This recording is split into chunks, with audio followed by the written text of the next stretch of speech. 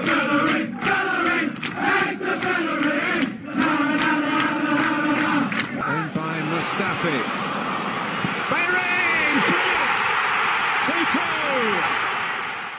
Hector Bellerin, Bellerin, Hector Bellerin.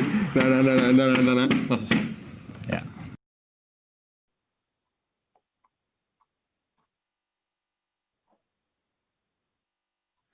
All right, everybody.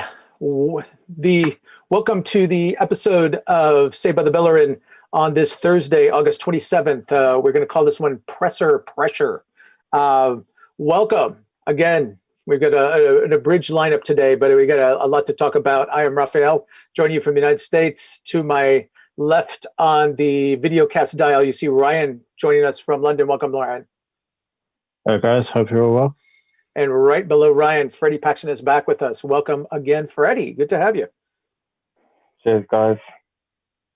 All right. Again, the subject is presser pressure. You know, when we last spoke to all of you on Tuesday, we were looking at a possible announcement today that Aubameyang is extended, that Gabriel has finally been officially announced, and lo and behold, here we are 48 hours later with nothing official. And in fact, when we came on this morning, when most people woke up, there was news that Mikel Arteta was holding a press conference. A lot of people went in with expectations that we would get some concrete word on, if nothing else, those two moves. And when it was over, a lot of people were scratching their heads. A lot of people were pulling their hair out, Freddie, because it seems like Mikel raised more questions than he answered. But at the same time, you've done a lot of these in your time. I've done a lot of my time in different sport, but I've seen managers, head coaches, whatever you have you, up on the podium. And if the team doesn't have something official for them to say, you know, they have to, by rule, have press conferences. It's part of their contract, and the Premier League demands it, and these guys have to go out. But if they don't have anything official to say, they really have to kind of tap dance. Seems that that's what we were looking at today. Yeah, for sure. I mean, until he gets word from the club that he can announce it or that they're going to announce it, then he's in a situation where he's got no other choice. I think we said it the other day, maybe off air, but what you've got to remember is that a football club is a massive entity, and they have all kinds of different facets to them. And this is marketing. It's what marketing is all about. Social media departments, marketing. They're trying to create a buzz around a transfer. You know, the longer they leave it, the more the anticipation builds, and the more it's going to explode when they do eventually announce it. There's all sorts of things they have to put in place beforehand, legalities and stuff. You know, a contract can be signed, meaning the player's, officially an Arsenal player, but there's still things that need to be put in place on both their end and our end to announce things. So it's more complicated than people probably realise. And I would say definitely not to worry too much. We've seen Mikel before be pressed on certain players, and his response usually is, look, I don't want to talk about other clubs' players. It's not something that interests me. We do our business privately.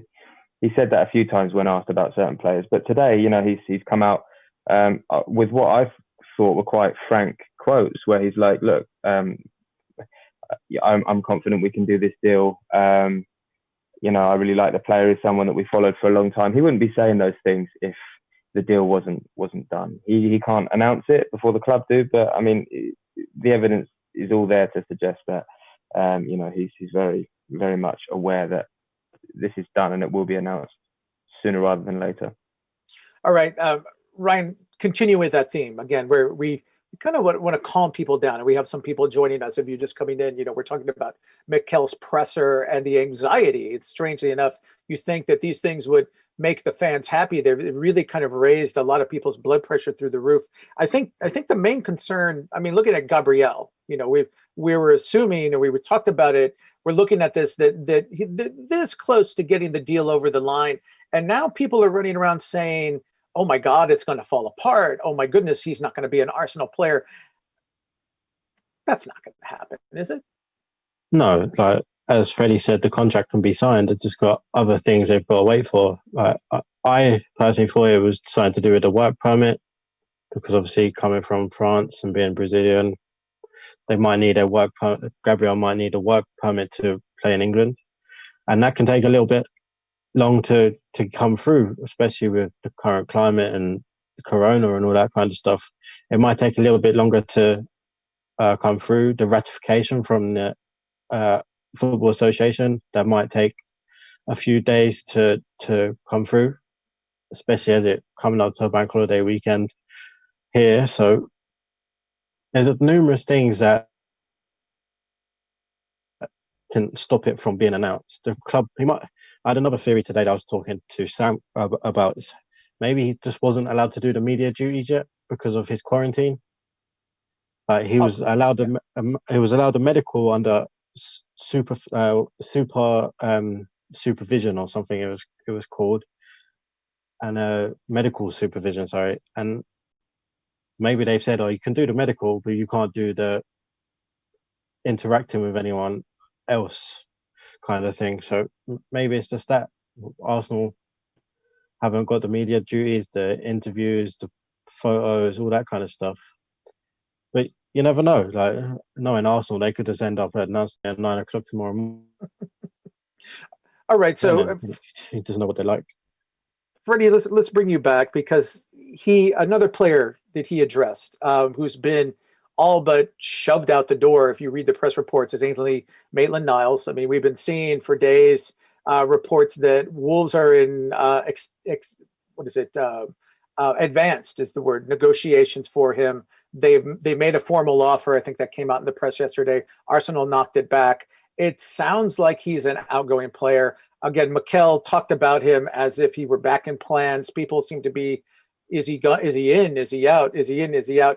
It sounds to me, again, this is another instance where he's just got to play the diplomatic game. Of course, yeah. There's a lot of implications that can come from him saying, yeah, we're looking to sell him. You know, it's a little bit like the Guendouzi situation, which I'm sure we'll touch on later, so I won't go too much into that now. But, you know, manager's not going to say, yeah, you know, we're looking to sell the player, because that can affect all kinds of things. You know, with buying clubs, they know that the player is sort of on the way out, and they might not have to try as hard to get him. It can affect the sort of fee that you can command. So, you know, and it would also be disrespectful to the player. He's not going to come out and say about a young guy that's been at the club and hard, you know, they've had a few difficulties with Maitland-Niles, but he's hardly put a foot wrong.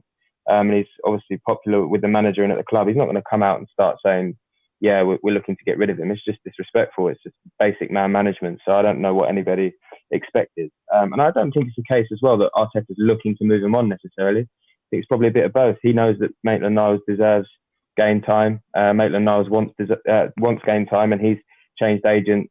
He's now under the supervision, if you like, of AD Ward, who is the sort of go-to guy for young English players who want to move. We've seen it with Sterling and others. He's that guy. So, you know, I think a lot of people have seen this coming. As you say, Arteta just has to be a little bit diplomatic about things. All right. Now, a player that I don't think he said very much about him, but a player who's come up in the news the last 2 days, Ryan, Hector Bellerin. You know, we've talked about him on the pod for weeks. Is he a player that you want to keep? Is he a player that the team would be better off cashing in? You know, we placed a poll on our Say by the Bellerin Twitter feed. I think it was early today, asking folks, what would you want to do? And the fan base was split almost completely down the middle. I think it was like 52% said yes, let's cash him in. 48% no, let's keep him. But reports are now that there are some really big clubs. I think Juventus is mentioned, Roma's mentioned. The initial report that he was offered to Paris Saint-Germain. I think there's another big club in there. We've heard, I think Barcelona mentioned. So if Arsenal wants to go that route, it seems that they could maximize him. Where do you stand on that, pro or con? Or, you know, can you find value in each position? Yeah, I'm going to sit on the fence here, and I'm going to say there's pros and cons to keeping him, pros and cons to selling him. The cons to selling him are he has a big voice in the dressing room. He's got great stature at the club. He's been here for a long time. He obviously loves the club, and he's the model professional in the dressing room, like that the youngsters look up to. We had Charlie Gilmore on here previously, who was a youngster at Arsenal, and he said the person that helped him the most in the first team was Hector Bellerin. And obviously, the pros of selling him are he's going to command a big fee. He's obviously had his injury problems. He's doesn't look like he's really got over them just yet. So obviously, there's good and bad in both sides, and I'm not fussed if we sell him, but I'm okay if we keep him. So also, I don't want to change the name of the pod either, to be honest. We have to think about that, right? He's on the logo, he's in the name, everything else. We're still trying to get him to give us a plug. Who knows? We might have to. We have to find another player with B. We've got some ideas, but we'll push that off for a minute. But Freddie, I want to talk about the timing. Everybody assumed that this window was going to be different. Fans that have gone through Wenger windows know that Arsene liked his bargains, and in the later years he had to get a bargain, so he waited the market out. And it drove fans crazy. They watched other clubs, fill their rosters. He had his targets, and we heard, oh, they're looking at this guy. They're looking at this guy. Deadline day creeps up. Half the time he would get some of those players. Half the time he wouldn't.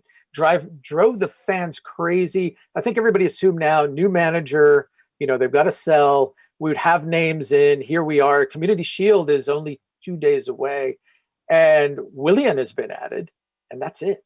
I think that's the fear. How logical is it? Is this just, are we just in a different time with COVID? Is, the depressed market, what should we be concerned? Let's just put it that way.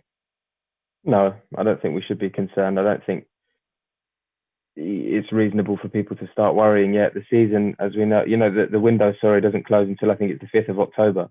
So yeah, the season starts again soon, but the last one's only just finished. Like I said on the last pod, players go on holiday. They want a break at the end of the season. Staff holiday, so there's a little bit of a lag after the end of the season.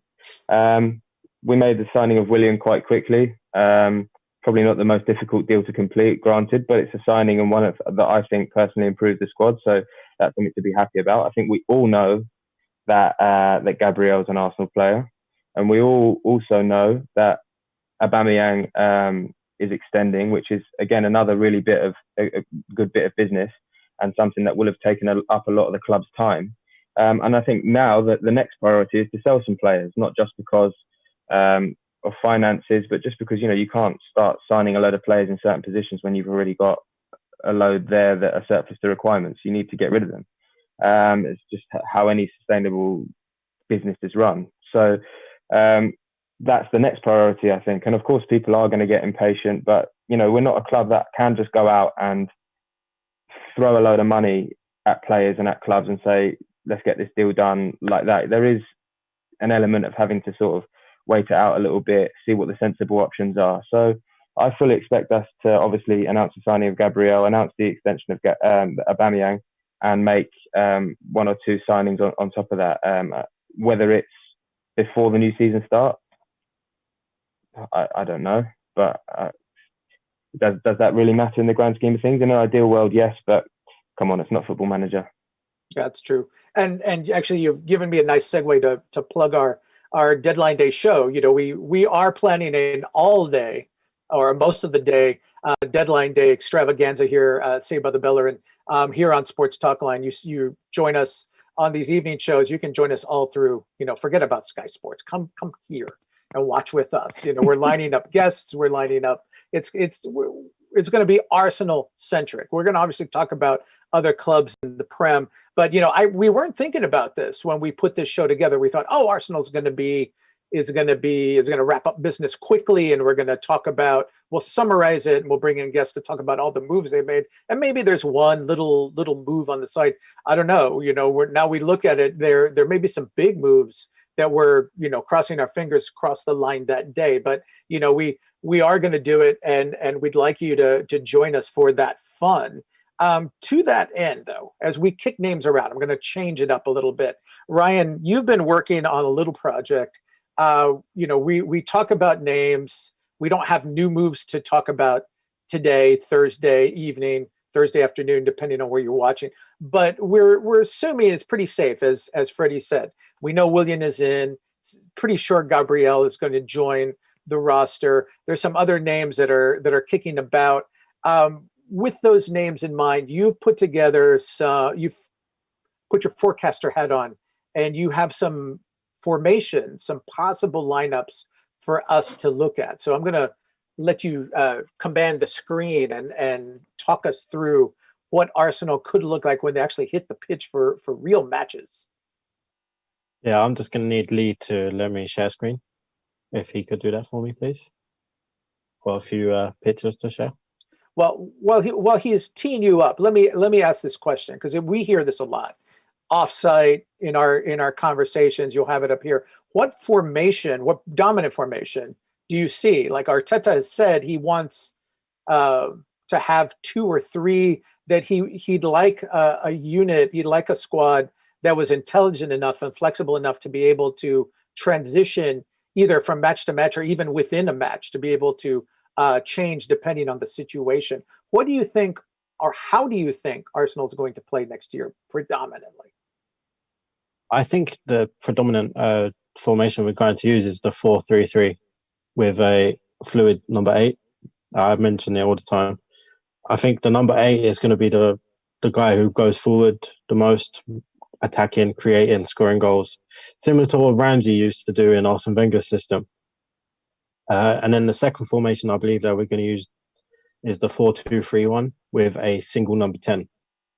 That gives us a little bit more attacking going forward, whereas the 4-3-3 has a lot more symmetrical and balance to it.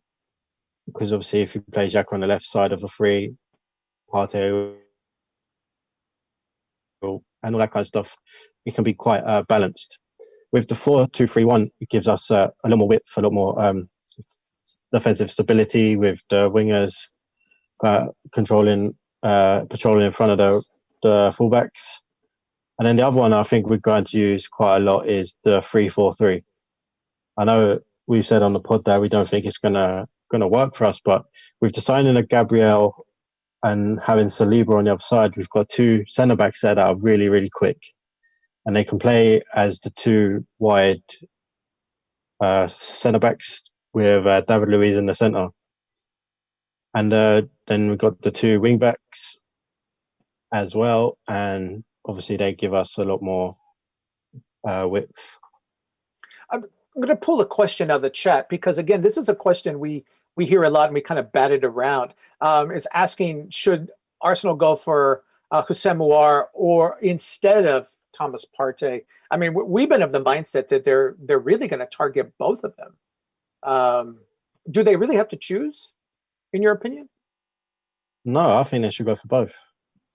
Arsenal, they're 2 completely different players, firstly, and I think Arsenal need to just improve the spine completely in the middle, and getting both of them does it incredibly well as well, because them 2 are very, very strong.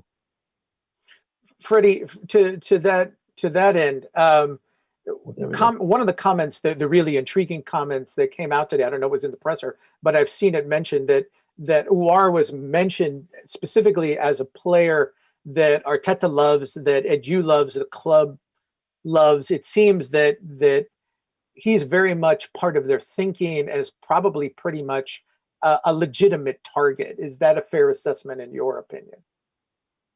Yeah, I mean, it seems to have come from Fabrizio Romano, from what I can see, and obviously he's a very trustworthy person for these sorts of things. I haven't done any digging on that. I hadn't been told anything about that, and as I said, I haven't done any digging, so I can't say from my personal perspective if that's true or whatever. But like I said, Fabrizio is always usually on the money with these things, and if that's where it's come from, then sounds good. And he's definitely the sort of profile of player that I would expect us to be targeting.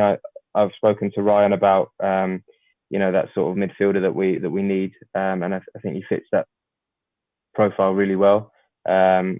Obviously has shown for a while now how good he is, and more people have started to cotton onto it. They watched Lyon in the Champions League this season, and he's lived up to expectations. So yeah, definitely a player I'd be excited about, and one that I can I think it's definitely feasible that they'd be interested in. Also, just to add to that as well, obviously, Juninho is the Lyon sporting director and somebody that Edu knows very well. So that could be a good in. Okay, Ryan, apparently you can now take over and show us what you were just describing with what some of these formations could look like in a month's time or so. Yeah, so these are some of the names on here we obviously haven't signed yet, but these are who I would like in these positions, the most linked players and whatnot. So this is the 4-3-3 that I was talking about. You've obviously, don't question Saka. I couldn't fit him in anywhere else because you only allowed 2 options in one position. But obviously, you've got Diawara, who looks like to be swapped with Torreira.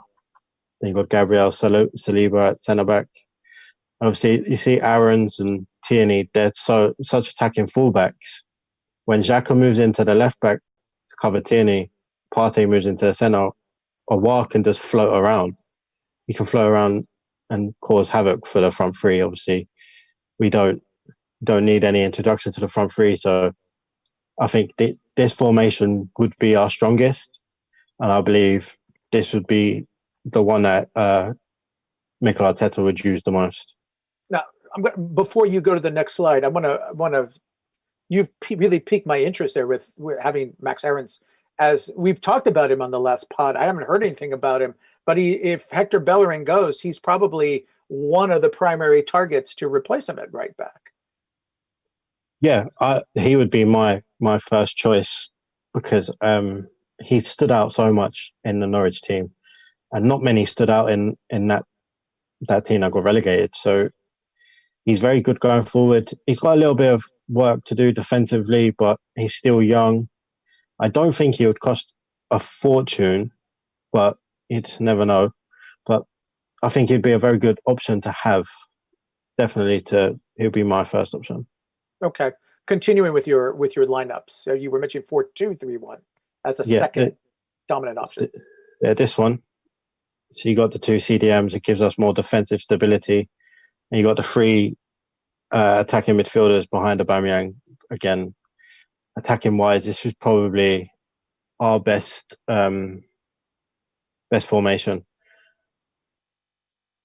And yeah, I think this one.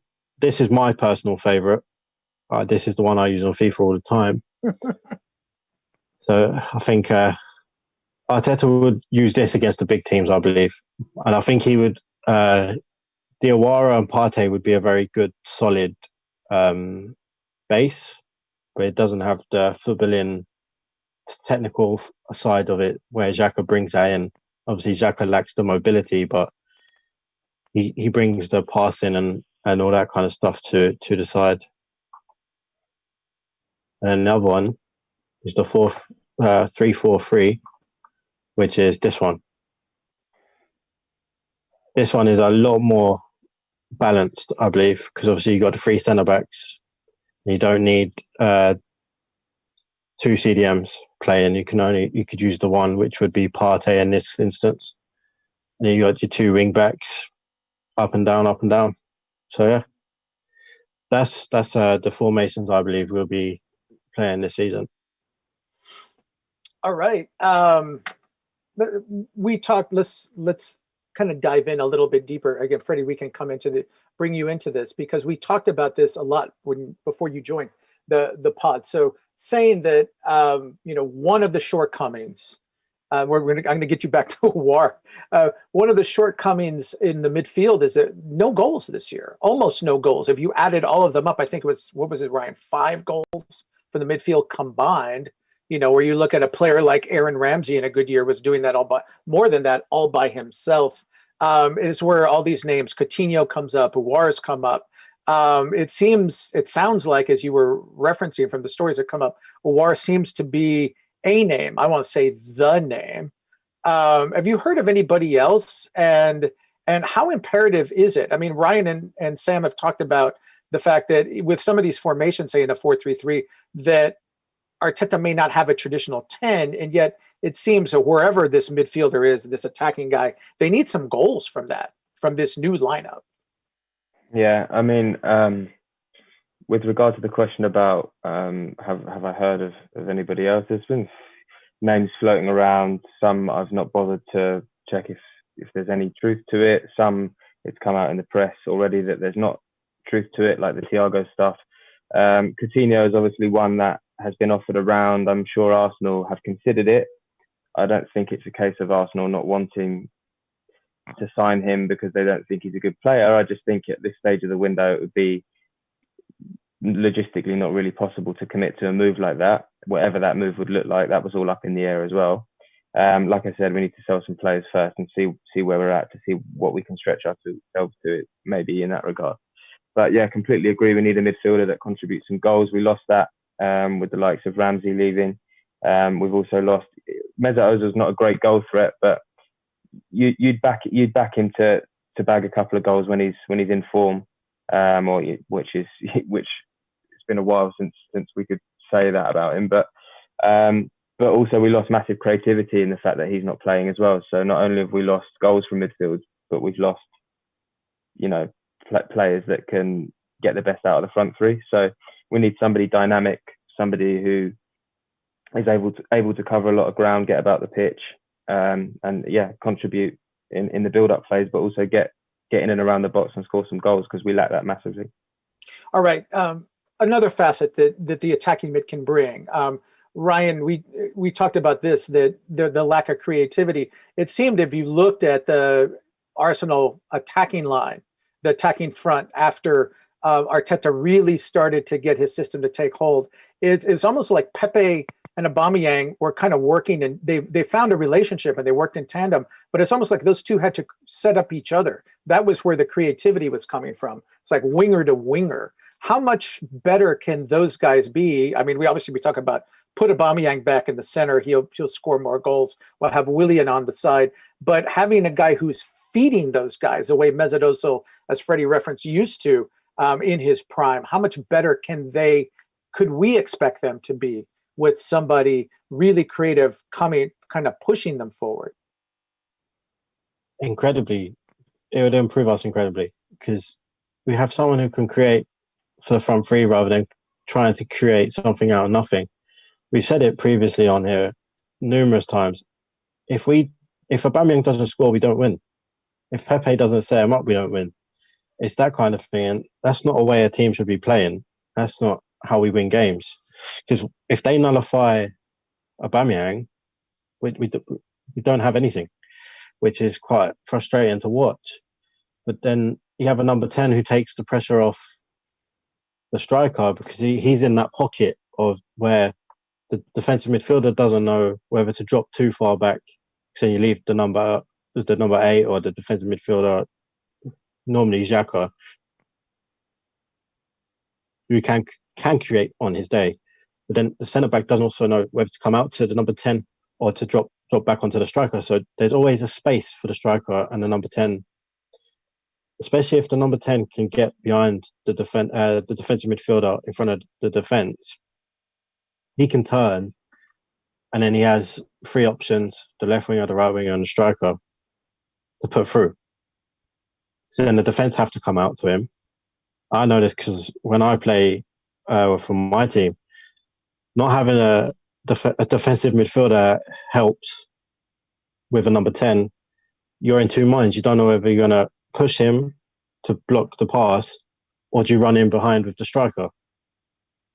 So that's what we lack right now. We don't have that. And I think that's what Arteta tried with Lacazette. I think he tried to bring Lacazette, drop him deep to start creating the chaos, the confusion in the defenders' heads, which it didn't really do, because Lacazette, I feel like Arteta wanted him to play like Firmino, but I don't think Lacazette has the technical ability that can play that kind of role. So I think that's how Arteta tried to make up for the lack of creativity in midfield. But yeah, having a number 10 that can create would improve us quite a lot. All right, Freddie, looking at this list, there's a name that we neglected, came up in the presser. Again, alarmed a lot of people. You're joining us a few minutes late. We've been talking about the theme here is the presser pressure and the questions, the answers that Arteta gave that seemed to have alarmed so many people. And one of the responses that he gave that really caught a lot of people off guard was it seemed that he was welcoming Matteo Guendouzi back on the team. And after months now of hearing that he crossed the line with the manager, that he was obviously he did, because Mikel put him in a box and didn't unwrap him for the rest of the year. But now he talked about everybody kind of starts fresh. It has some people believing is he coming back to the squad.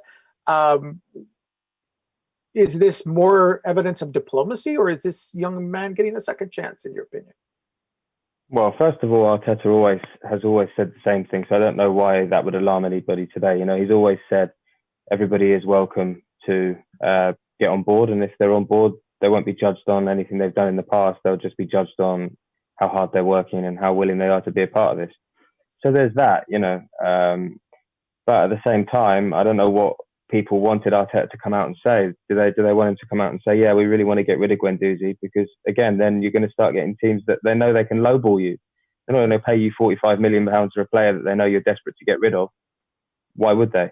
So by him saying, he's basically just given a diplomatic answer like we've seen before. Again, respectful to the player. He's not come out and slagged anybody off. He's not come out and caused loads of disruption. It's literally just what we've heard before. Arsenal have been offering Guendouzi around to various different clubs. Nothing's come of it yet, but I'm sure that the player himself will be looking at some of those clubs and thinking, I'd be interested in going there. They're probably waiting to see what they can do. Maybe Arsenal are waiting to see how the situation with Thomas Partey changes, to see if they can push through Guendouzi as some sort of make weight in that, or Aouar maybe. Who knows? But certainly a diplomatic answer. I wouldn't take too much from it. Stranger things have happened in football. I'm not saying that Arteta would be against giving Guendouzi a second chance. I just think at the moment there's too much water under the bridge, and he looks far too likely to be off to start saying that he's going to be given a second chance. Okay, we've taken a pod that gave us very little new information, and we've got it into injury time. The score is tied, metaphorically speaking. So, Freddie, I'm going to stay with you. It does seem that there's just a logjam right now. And that Arsenal, I was listing these players. I have 8 players listed here: Torreira, Kolasinac, Chambers, Holding, El Nene, Hector, Maitland-Niles, Guendouzi, and I left the name Lacazette off. Let me add that. 9 players who have been linked strongly with other clubs, some with major clubs. We talked about them on this. Is this simply a matter of Arsenal? And this is the world market too. We can't look at this in a vacuum. Nobody's really making that many big moves right now. But from Arsenal's perspective, is this simply a matter that as soon as 1 or 2 players go out, then you start seeing incoming, and that's what's going to finally get this transfer wheel spinning for the fans that they're so desperate to see? Yeah, I mean, I'm surprised that we pushed so quickly with Gabriel, to be honest, considering the number of centre-backs we've still got at the club. I'm pleasantly surprised that we did that, but you can't keep doing that. We've got a load of midfielders that have no real future at the club. You'd only end up keeping the likes of El Neni if you just couldn't find a suitable deal to offload him, basically. So, they're not going to start pushing everything into signing a midfielder until they've cleared some out. It's just common sense. So yeah, I can completely imagine that we're going to want to get rid of some of the players that you said, some of the centre backs that are no longer needed, make some a little bit more room in midfield to then bring in one or two numbers there to really upgrade. And then maybe if we end up losing players that Arteta's sort of on the fence with, like Bellerin, I'm sure he doesn't want to sell, but if the right offer comes, maybe they could consider selling him and reinvesting that. But that's not going to happen until the right offer comes in. So there's a lot of dominoes that need to fall before you see us bringing a load more players in. Okay, and to clarify before I move on, the roster is full right now with Gabriel on. There are no open spots on this roster currently. Is that correct? Exactly. So you can't bring a load of players in and flood the squad until you've moved some on. So it's just common sense. Okay, gentlemen, I'm going to leave you with this question. Ryan, I'm going to go to you. You've been waiting patiently for this while Freddie has taken us through the ins and outs of roster turnover. Do you see lots of sales. We talked this question again, swaps, and there was swaps with Juve still being kicked about, swaps with Roma still being kicked about. Is Arsenal going to be able to pull off a swap or two, or is this simply a matter of we're going to have to wait it out? One player is going to go out, then one player might come in, then another one goes out, or two go out and then two come in. Is it going to be a little more of a kind of a slow drip kind of a window? Yeah, I think it's going to be slow. I think a lot of teams aren't willing to put all their cards on the table at the moment, especially like Lyon. They rejected our first, or reportedly rejected our first offer for Awar and cash plus Guendouzi offer. So I think as soon as everyone's back from holiday and their leagues start and whatnot, we'll start learning a lot more of how our window is going to go. All right, so Freddie, I'm gonna let you. You're the calm. You're the security blanket. You've talked us through from the beginning. But I want to give us a timeline, because again, we're trying to tell people this is whatever you thought of today's press conference. It's not that big of a deal, but when is in your mind kind of the drop dead moment, the when action really needs to start? Even though again, Community Shield is this weekend, but that's not really that important with players coming back from holiday. When is the important date? When does Mikel really need to start bringing in the guys that he needs to do well in this new campaign? Well, usually you'd say before the season starts, which is the 12th of September, but this is a weird time. All the clubs are going to have delayed starts to this season. You look at the moment, Pogba, for example, being diagnosed with COVID, meaning that he's now going to have to isolate for 14 days. That slows his preparation.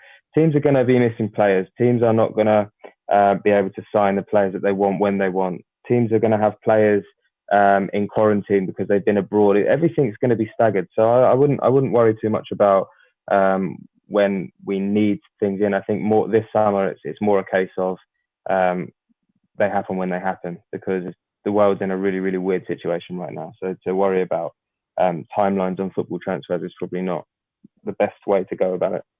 All right. So again, as we stress here on the pod, we've been telling you all throughout this, Arsenal can afford the players they want. Arsenal have the means to get the players they want, and Arsenal still has the time to get the players they want. And until that changes, we're gonna preach deep breaths.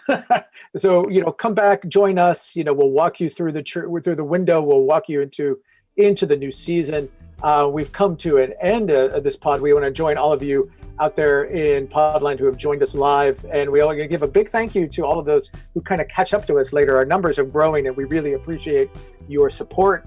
I want to stress again that if you, whenever you watch us live or later on, there's a little subscribe button right down below us on the YouTube page. If you can click that, you do us and you do our parent company a great service. So again, thank you. We're going to wrap it up here, but we will be back. Actually, we're talking, gentlemen, are we going to do a little Community Shield action? I'll be around. All right. So we're eager to join you. If you want to join us for some commentary live, we've done this before, live halftime after the Community Shield, and if we have any new transfer news, we'll wrap that in. So come back on Saturday. Look for our mark on Sports Talkline and add to your Arsenal fun. Join us, and we're happy to join you. So anyway, wrapping it up this Thursday evening for me, Raphael, and for Ryan, and for Freddie, and for Sam, who will be back with us on Tuesday. We bid you all good evening.